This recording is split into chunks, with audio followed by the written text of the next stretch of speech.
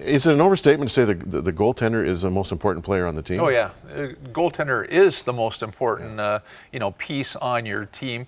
I mean, but in my generation of playing, there was a real focus. I mean, you still need great goaltending even today, but it's been, it's not as much of an emphasis. I mean, because you look around and it says, who's that dominating goaltender? When I played, it was Patrick Waugh, it was Marty Brodeur, it was Grant Fuhr, but now you look at a Tim Thomas, and I think the reason why people have really come and rallied behind a guy like Tim Thomas is because he's a throwback. He's like when you were playing in Sudbury. I mean, unorthodox type of style. I mean, a guy who played in the East Coast Hockey League. I mean, he was a cast-off, and now all of a sudden he's a hero. And you saw him the other night when he actually hit one of the Vancouver players. I mean, he body checked him in the crease, and you look at his personality and the way that he is. I mean, it's that human element of some of these players. Well, I'm no hockey expert. I'm certainly no Don Cherry, and I only played because I loved the game as a kid. But when I look at Tim Thomas, I see a throwback to an old goalie style. The goalies for the last 10, 15 years have basically been putting positional and blocking the puck. Tim Thomas makes saves. Yeah. He doesn't block, he makes saves. Yeah, I mean, and then again, you talked about Patrick Roy. I mean, he was the first butterfly goalie, so he influenced a whole generation of goaltenders. I mean, French kids that, grew up watching Patrick Roy, but he was a butterfly guy, and most of the goalies are like that. Player position, you come out, you take the angle away, but Timmy Thomas is like a Dominic Hasek. Whatever it takes to make a save, I mean, he's like flopping around like a beached whale in the pipes, but, it's like they don't care how you save the puck as long as you save it, and that's the neat thing about that. They said last night in the game that Thomas himself said, if I can see the puck, I can stop the puck. And I think it's true.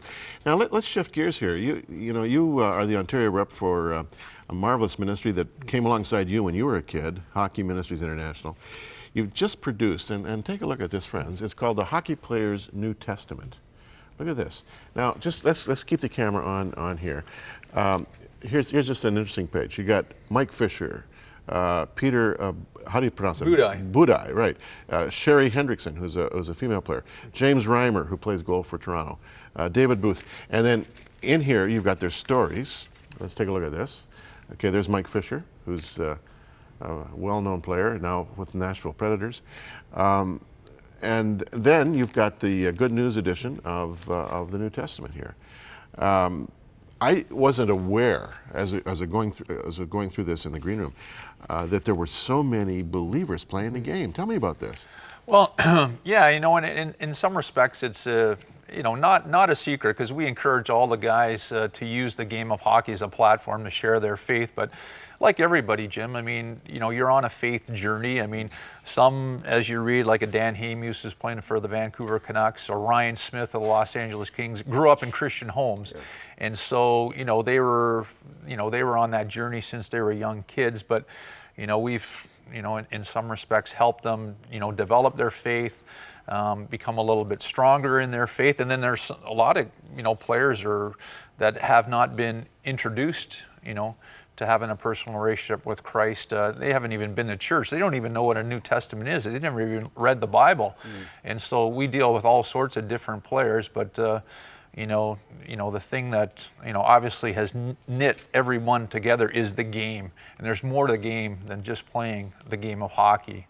And there's more to life than a professional identity. Right. There's also that personal identity, right?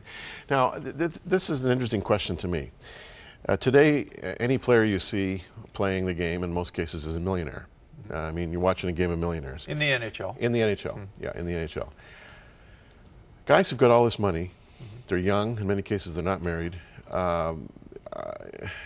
Is there a risk that all of this affluence and this fame could destroy them? Oh, there's no question about that. I mean, it is something that makes you feel secure. I mean, it's the pursuit of what many people are looking after is, I'm going to make money, I'm going to have I'm going to get married, I'm going to buy this, that's going to satisfy me. And, and to some degree, I mean, I don't think there's anything wrong with, pursuing some of those things for your family, get an education. I mean, you need that to, basically survive. But then there's that other aspect of it that, you become so focused on that goal and, what is important in life and what about the soul, what about the spirit, and yeah, when you have money, you can do all sorts of things with money, for good and for not so good. And when you do earn a lot of money, there becomes that, that sense that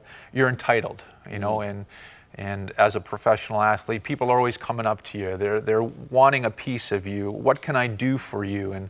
And man, it's a slippery slope in many respects. So you always have to have some perspective along the way. We got a couple pictures. Let's take a look at this first picture here, and you can tell me what's going on. That's you in the Maple Leaf outfit, right?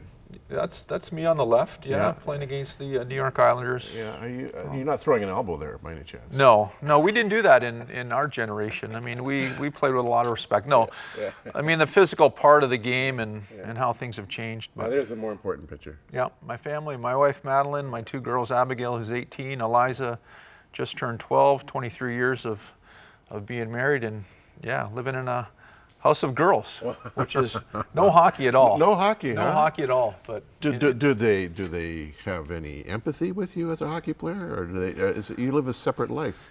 Yeah. You know what? Abigail, my oldest, has started following and watching the Leafs. I mean, you just go through periods of stages in your young life. And Eliza, imagine this: my 12-year-old. Admitted this year that she's a Montreal Canadian fan, and I ended up buying her a T-shirt and a hat for her birthday as she turned 12, and that's almost sacrilegious in a Maple Leaf home, is it not? Well, here's something else that is maybe sacrilegious. Take a look at this. These are tickets for the Toronto Maple Leafs for the Stanley Cup Final.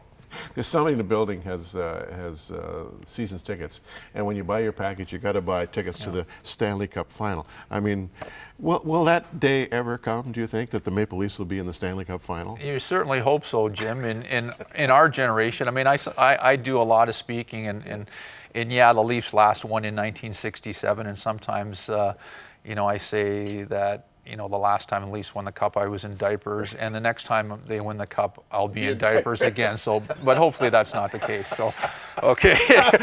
No, Brian Burke has got a good plan. There's some good pieces in place, but it is tough with 30 teams to win. No kidding. Mark Osborne, you're a delight. Thanks for coming our way. And all the best with Hockey Ministries International and the Hockey Players New Testament. What a terrific thing this is. Yeah, it is. It is great. I mean, if you want to engage in Canadian culture, this is what you have to do. Kids that are playing minor hockey, neighbors, and all that kind of stuff appreciate that. Let's get them out in people's hands. Absolutely. Yeah. Canadian Bible Society produces them, right? Yep. And anybody can have access to them? Anybody can have access. You'll see our website, and help us to get them into the hands. You want to purchase them, hockeyministries.org. Hockeyministries.org. Thanks, Mark. You're welcome.